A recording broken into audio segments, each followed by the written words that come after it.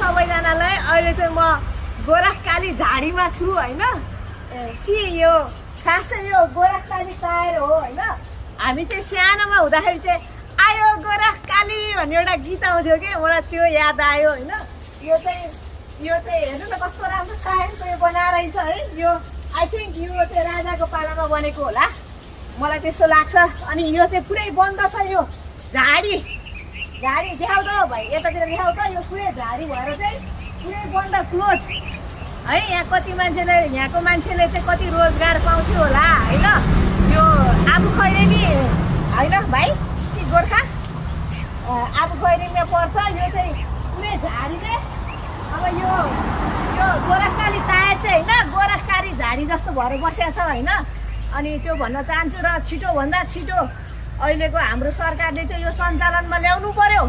यहाँको जो स्थानीय हुनुहुन्छ उहाँहरूले रोजगार पाउनु पर्यो, रोजरोटी पाउनु पर्यो। विदेश पलायन भएको छ उहाँहरूले चाहिँ रोजगारीको अवसर चाहिँ उहाँहरूले प्राप्त गर्नु पर्यो भन्न चाहन्छु। हेर्नु त यो पुरै झाडीले यो चाहिँ त्यो सरको चाहिँ क्या हो रबर गोरखकाली उद्योग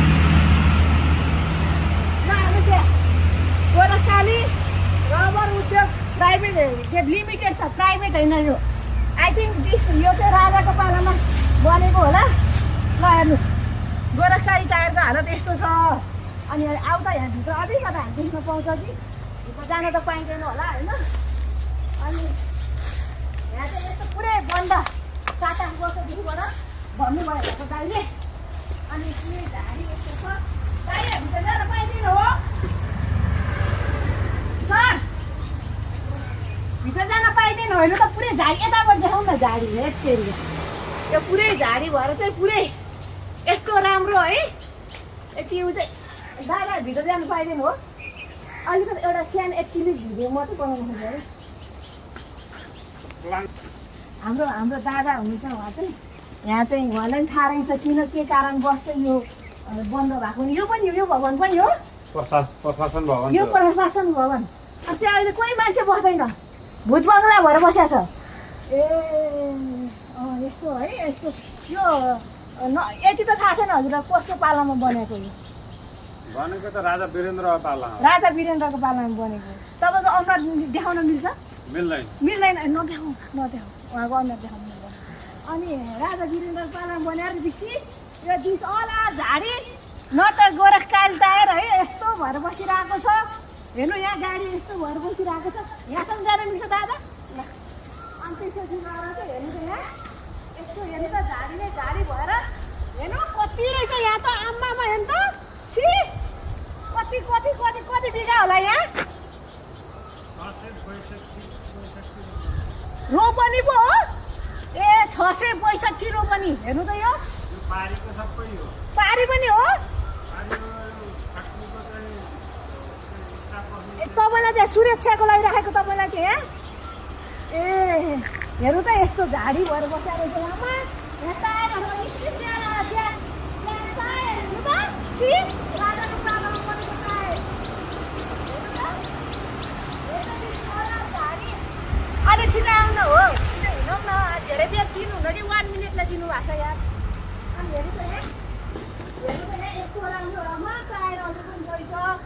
राजाको पालाको गाडी पनि रहेछ हो तल अझै त्यहाँ है। यहाँबाट आउमा हेर्नु त यहाँ यस्तरी यो यहाँ भित्र रहेछ अझै टायरहरू गोरखकाली टायर। आयो गोरखकाली भनेर हामी सानोमा हुँदा चाहिँ यस्तो खालको गीत आउँथ्यो है। तर यस्तो झाडी पो रहेछ, म अनबिलिभेबल है। भनेपछि त यो किन सञ्चालनमा नल्याएको? यहाँ यो चाहिँ सञ्चालनमा ल्याउन नसक्नुको सरकारले किन ल्याउन नसकेको यो सोध्न चाहन्छु कि हाम्रो केपा ओलीज्यूलाई, केबी ओलीज्यूलाई त्यो भन्न चाहन्छु। हेर्नु त यो झाडीहरू देखाउनु त यहाँ पुरै झाडी भएर।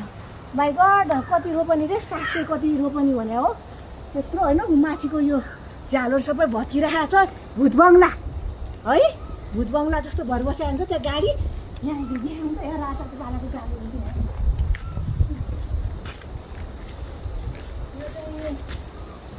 दाइ यो आबु खैरेनी, दाइ आबु खैरेनी यो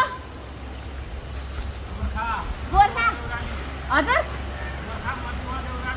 ए पद्मा देउराली सरी गोर्खा पथमा देउराली रहेछ हेर्नु त